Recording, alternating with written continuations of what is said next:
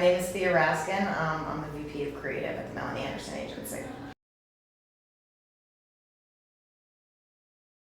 I started out my career in New York, out of school working agency side. So ad agencies, did a lot of traditional back in the day, it was TV and print, and then getting into a little bit more digital. I did a lot of branding work as well.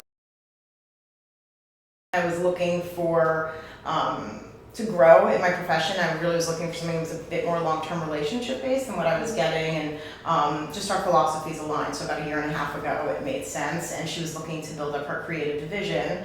Since I had a lot of creative recruiting or sales experience, and then of course working agency side, it just made sense.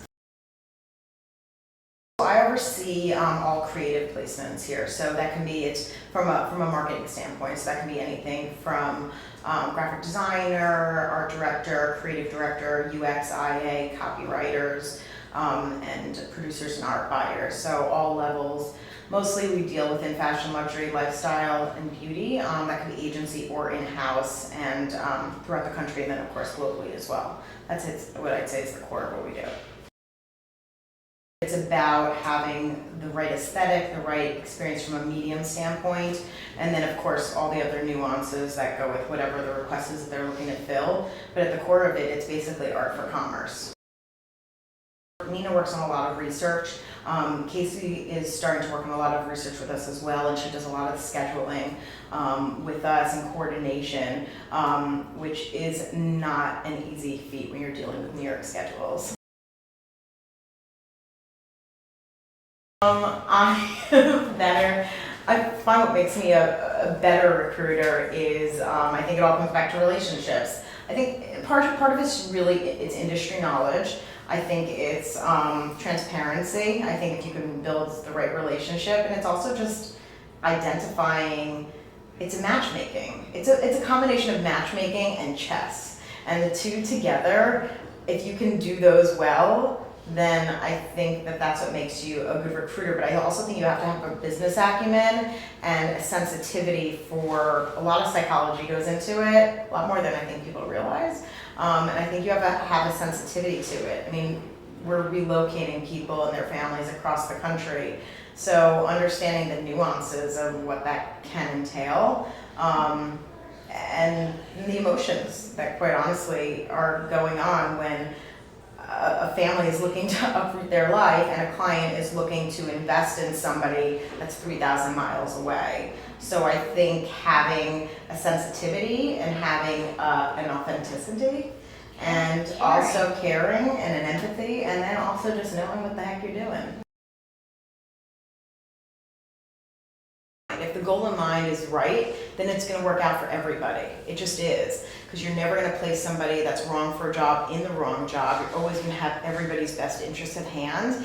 And if it didn't happen, then that wasn't right to happen, but it always works out. That everybody that's a recruiter here truly does come from the industry they work in, but not just coming from it, they're good in it.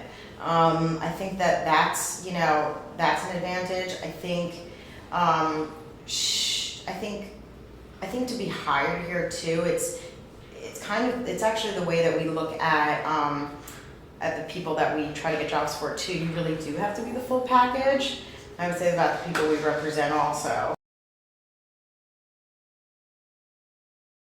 I think another reason why I love working here so much is because we really, really do take a very personalized approach to everything, and I think that's important, or else there's really no sense in, we're not providing any value if we're not getting into the details and the nuts and bolts, and also having that candor with both the people that we're placing and of course the people that we're looking to place them with.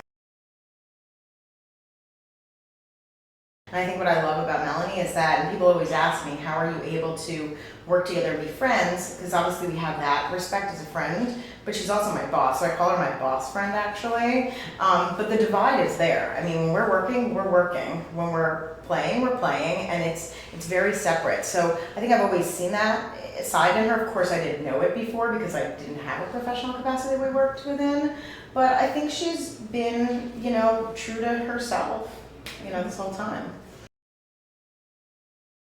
obviously when you have a strong leader, then you can have strong people. She's very, she's aspirational while being realistic. She's superhuman, so it's amazing to me what this woman can do. And she's still running at the Central Park in the morning with everything else she does, which always boggles my mind. But I think I think when you have a core mission and you're staying true to that strategy, then that is a secret for success.